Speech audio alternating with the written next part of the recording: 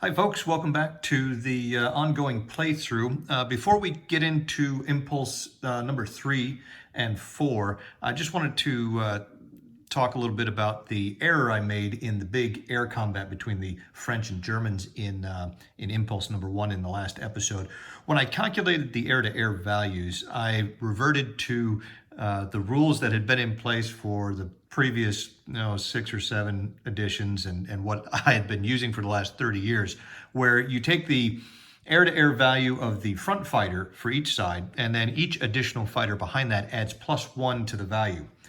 And as it turns out, in Collector's Edition, they've changed that rule slightly to where you take the air-to-air value of your front fighter, but then you only add 1/10 of the air-to-air value of each of the fighters behind the front fighter.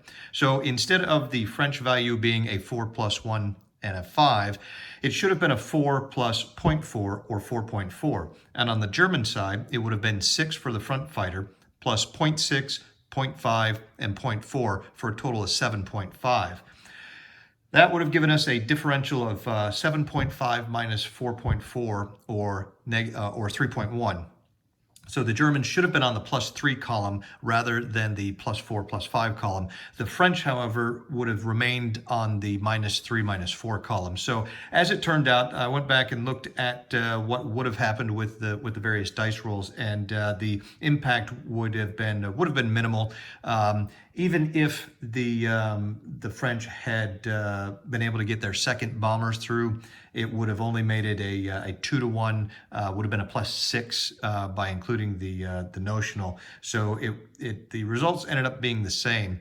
It's one of the dangers of a slowly evolving rule set that's been around for a while.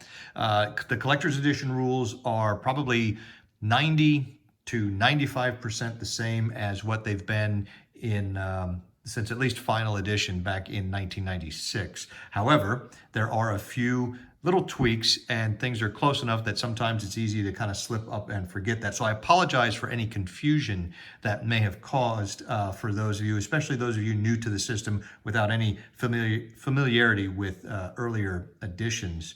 So I'll try to avoid that in the future. I will say that the idea of taking 1/10 of the additional fighters' air-to-air strength originally came in for use with the carrier planes, the CVPs. And the rationale, I believe, at the time for that was that the CVP aircraft counters represent such a lower number of actual aircraft that they didn't think it was quite right that the CVPs should get the full +1 benefit that a land-based fighter aircraft would, since the land-based fighter aircraft represent anywhere from 100 to 200, even 300, up to 500 aircraft, versus the carrier plane counters, which sometimes could represent as few as maybe a dozen aircraft. So apparently, when they were going over and revising the rules for Collector's Edition, they've decided that maybe they wanted to take that rule that had applied to carrier planes and then just apply that to all additional fighters. But I'll tell you what, though, if you want to experiment with the old sort of original rules where each additional fighter adds +1, as long as it's not an obsolete fighter, and I'll get into that when we get into the air missions episode in the tutorial series, go for it. You'll find that World in Flames probably is the one game out there, at least that I've come across in the last 40 years, that has more house rule variants used by the community than any other game I can think of. So again, just wanted to kind of explain what was happening there and why what you were seeing in the video may not match up, or actually does not match up, with what you see in section 14.3.2. So with that out of the way, let's dive back into the action here, and we'll pick up with Impulse 3 and see if the Germans can exploit their initial successes in the first impulse. Here we go. All right, for those of you keeping track at home, the impulse track marker is now in box 5 after each side has had a pair of impulses, where we're going to roll weather here for the upcoming set of impulses.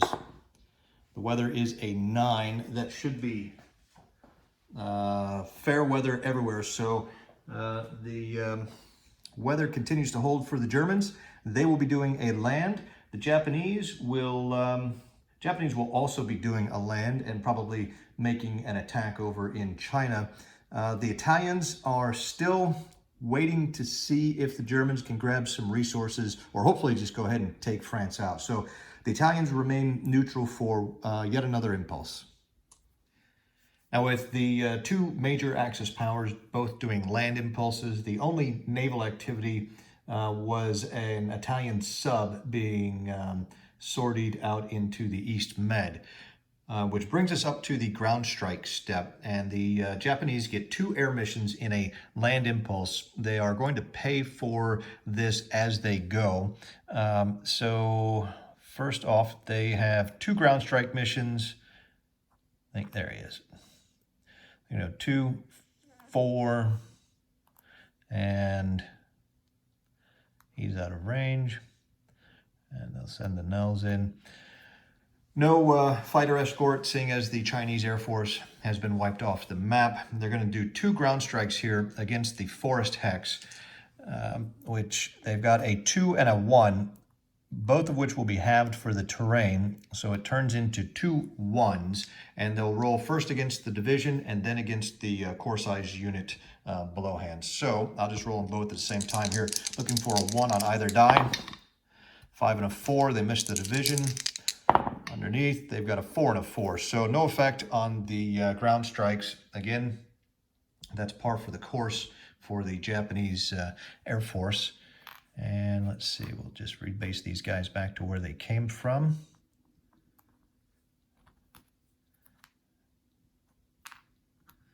And next up after the ground strikes are rail movement. There is no Axis rail movement, which brings us over to land movement. While we're here in Asia, we'll just go ahead and take care of that real quick. A little bit of shuffling here. The Marine Corps is going to move into the mountains with the motorized. And in Yamamoto's hex, they're going to slide this infantry corps back down into Canton.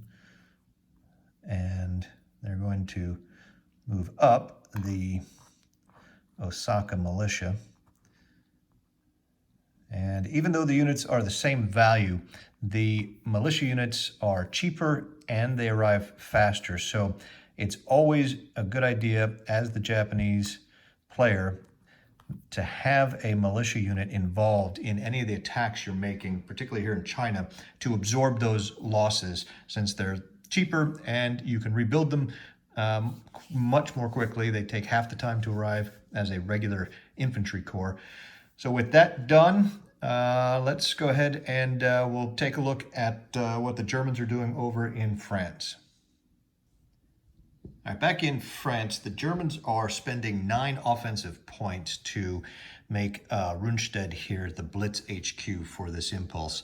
And Blitz HQ is not an official term that I've seen anywhere, but it's just the shorthand that my gaming group has used over the years for basically giving the offensive point benefits to an HQ for that impulse. Because in earlier editions of WIF, you could only, the benefits only applied if you were making an attack on the Blitzkrieg table. So that means that Rundstedt, in this case, is going to be able to double 4 units. They shifted their armor here to back to the east, and he is going to double the 2 corps-sized units here and the 2 corps-sized units in this hex. With land movement being done, there's no air transport, no debarking of land units, no invasions or paradrops, so we're up to land combat. The Japanese have 1 attack and the Germans have 1 attack this impulse, so we'll go ahead and stay here and resolve the German attack. These 2 hexes will be attacking the militia hex here. And with the HQ benefits for the offensive points, the armor and the mech are doubled, which is going to be 28, plus 3 from the 88mm flat guns is 31 attacking in that hex. In this hex, which is attacking across a river hex side, the units would normally be halved. However, the engineer allows one of the units to attack at full strength, which will be the armor corps, which is also doubled. So we've got 31 plus 14 is 45, plus the engineers 46. And the mech corps is halved to 3, but he's the final unit that's doubled, gives him 6. So it's 52 attacking factors. And they are attacking a total of 8 defending factors. It's a clear hex. The Germans have more armor, which means they're going to attack at 6-1 on the blitz table. The only modifiers are a +1 for the Germans having more armor and attacking on the blitz table. There's no HQ support possible. There's no defensive or offensive air support.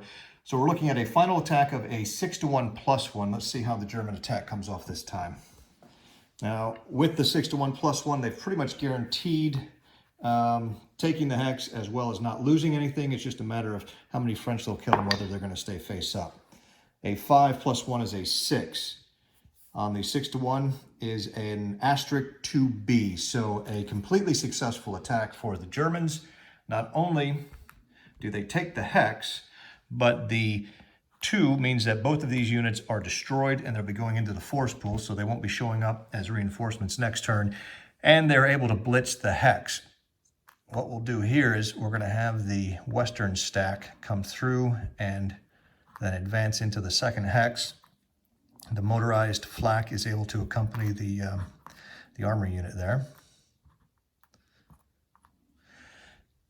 And we'll have that follow up here. We'll have the armor unit and the engineers advance into that hex there. So now the French really are kind of in trouble since they've used up all their reserves. They're not going to be able to hold their positions where they are. And we'll take a look at that and see how the French are going to try and redeem this situation. In the meantime, let's hop back over to China and see how the Japanese attack goes. All right, here in China, the Japanese have one attack. These 2 stacks here will be attacking the forest hex with the division in it. And they've got a total of 24 factors attacking for the Japanese. There's the Osaka Militia and Yamamoto is 13. Marine Division's 14. You've got the other division here is 15. And then the motorized is 20. And the Marine Corps, the SNLF Corps, brings it up to 24 to 4 defensive factors for the Chinese. That's a 6-1. Now, unfortunately for the Japanese, they don't have any armor units or blitz-capable units like the Germans did, which means they're going to have to attack on the assault unless the Chinese choose the blitz table, but the Chinese don't want to do that. The Chinese are going to try and stand their ground for a number of reasons. First of all, there is a resource in this hex that the Chinese would like to hang on to. Second, they have a fair chance, as you'll see, of holding on to the hex, or at least a chance to hold on to the hex. And more importantly, even if they can't hold on to the hex, they may make it fairly bloody for the Japanese, and the Japanese may not be able to further exploit their success if they roll low enough and still manage to take the hex. So the Chinese want to make the Japanese bleed, and they want to slow them down. So they're going to choose the assault table. 6-1 brings it down to a 5-1. Now, the Japanese only can bring 3 points of ground support. This guy's range is halved, so he doesn't have the 4 as a fighter bomber to reach there. Plus, all of their air would then be halved because of the forest. So they can't quite get the 7-1, even if they wanted to. So they're stuck at a 5-1 on the assault.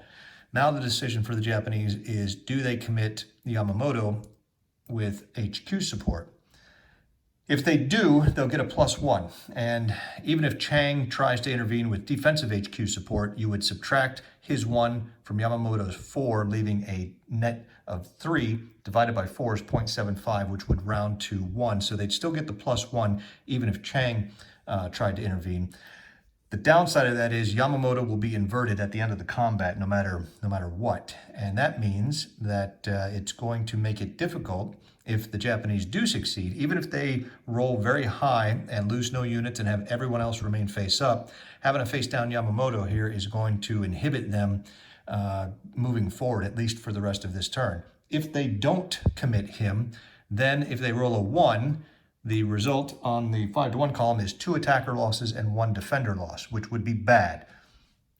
And one of the golden rules of whiff is never make an attack unless you can afford to take a 1 result on the die. So in this case, because the Japanese don't want to take the risk of losing 2 units in return for only killing a single Chinese unit, they will go ahead and commit Yamamoto to get the +1. Chang will not provide any support, as it wouldn't make any difference. So the final result, or the final attack, is a 5-1 +1. All right, to resolve the Japanese assault, we're looking at 24-4, 6-1 on the assault, which means we'll be using the 5-1 column, and it's going to be +1 for the offensive HQ support. The Japanese are going to need to roll a 3 in order to clear the hex, and for a completely successful attack, they'll need to roll a 6 or better to get that asterisk 2S result. Let's see what they can manage here. A 1, not good. And this is why we wanted to go ahead and use Yamamoto's HQ support, because you never make an attack in World in Flames unless you can accept a 1 as the worst possible result. So a 1 + 1 becomes a 2. It's an even exchange, 1 loss each side. Disappointing results for the Japanese attack here. The Chinese will destroy their division. And the Japanese, this is why we include the militia units in every attack that we possibly can, because he's only going to cost us 2 build points, and he'll be back next turn.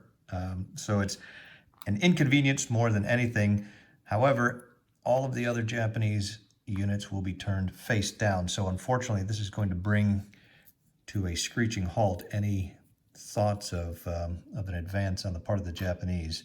So an unfortunate roll for them, but the Chinese look like they may have bought themselves some time here, especially seeing as the weather in North Monsoon is probably going to get a little worse here next month in July and August, which is really going to hamper the Japanese efforts to keep pushing. That brings to an end the land combat phase. Air rebases. Don't believe we have any air rebases for anyone. And then final reorganization, or rather reorganization for the Impulse. I don't think the Japanese have anything that they're going to really want to do here. I suppose they could use Terauchi here to reorganize 2 of the land units in that hex. Maybe the Mavis here. You know what? They are going to go ahead and do that. They're going to reorganize with the headquarters. That's going to turn the Marines and the motorized back over. We'll leave the division face down, and actually, no, that's, yeah, why not? We'll go ahead and we'll have the Mavis fly a reorganization mission, and that'll flip him back over. All right, that should do it. On to the Allies. Now, at the start of Impulse number 6, the French are in a pretty bad situation. The German breakthrough at Sedan last Impulse has really kind of compromised the French position in an almost fatal way.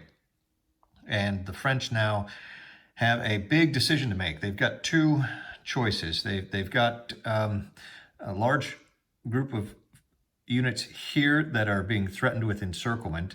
They also have a giant gap in their lines. So do they attempt to pinch off the Panzer spearheads here by counterattacking the Panzer Corps and engineers in this hex? And if they were to succeed, they could reseal the hole here and cut these guys out of supply at the same time, which will prevent them from doing much harm until or unless the Germans can reopen a supply path to them. However, in order to do that, they're going to have to commit just about everything they have left that's face up. And they really can't afford to strip Paris here, because the Germans do have some full-strength face-up core, 2 of them in each of these hexes. So there's still a threat here out to the west. They can't ignore this end of the German penetration. This stack, unfortunately, is completely face down and unable to do anything. In order to make their attack here, the best they're looking at would be probably a 3-to-1 on the assault or the blitz table.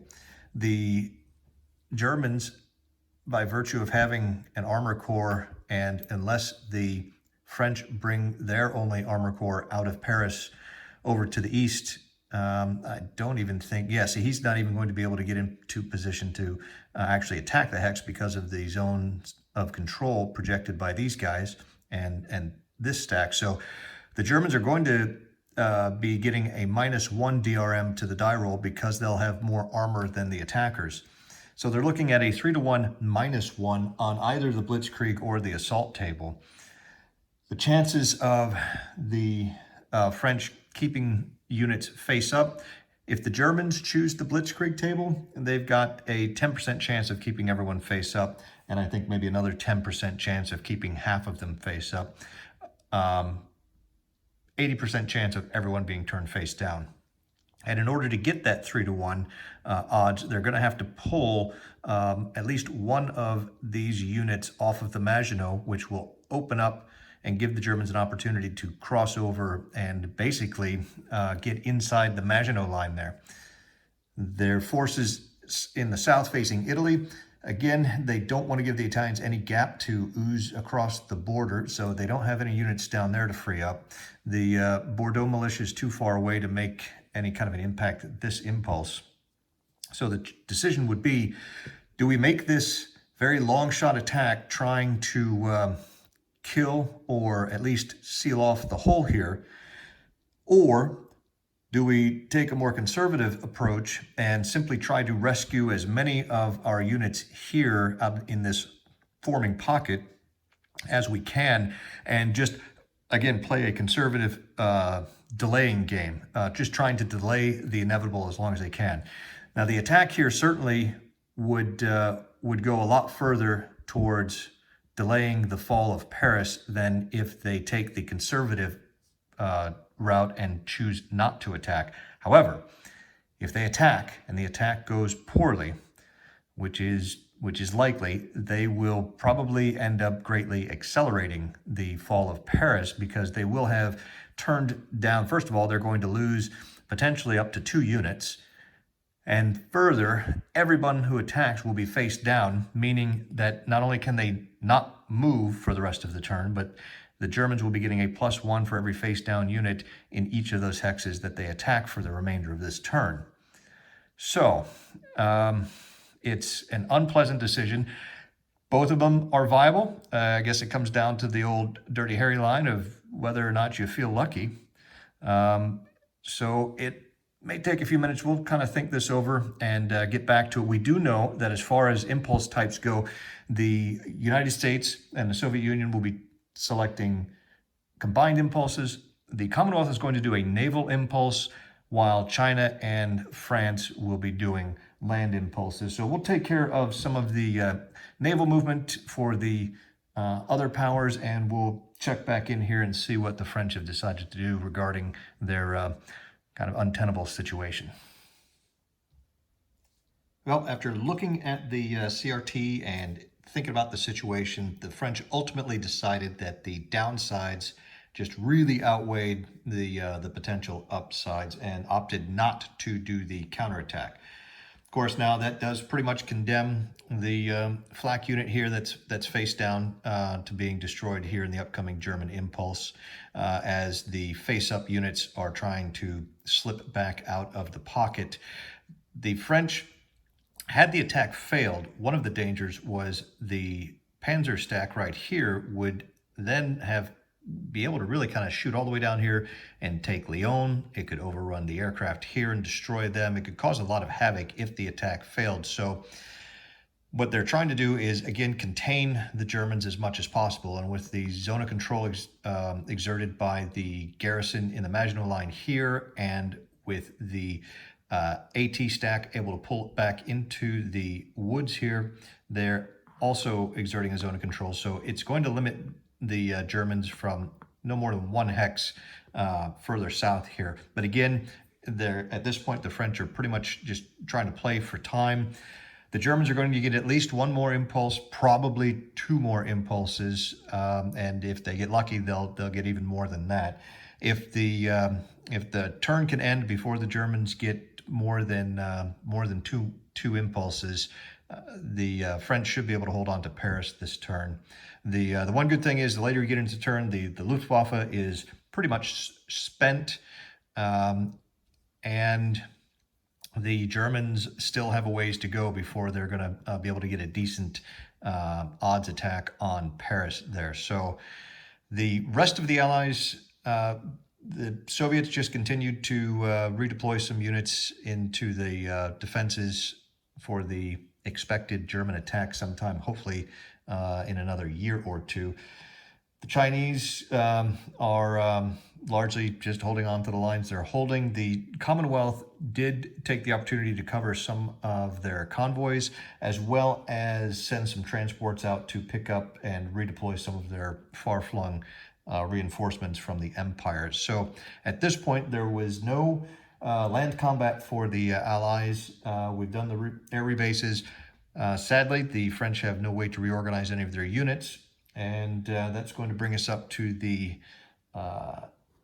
end of the action. See, there is no opportunity for the turn to end because the turn end roll is a 0. So we'll move on to impulse number 7 with the Axis, and we'll pick that up with a weather roll to see if this good weather holds. That's another factor that could come to the Allies' aid. If we roll some rain, it's going to definitely slow down the German panzers. So we'll see what happens here in the next pair of impulses.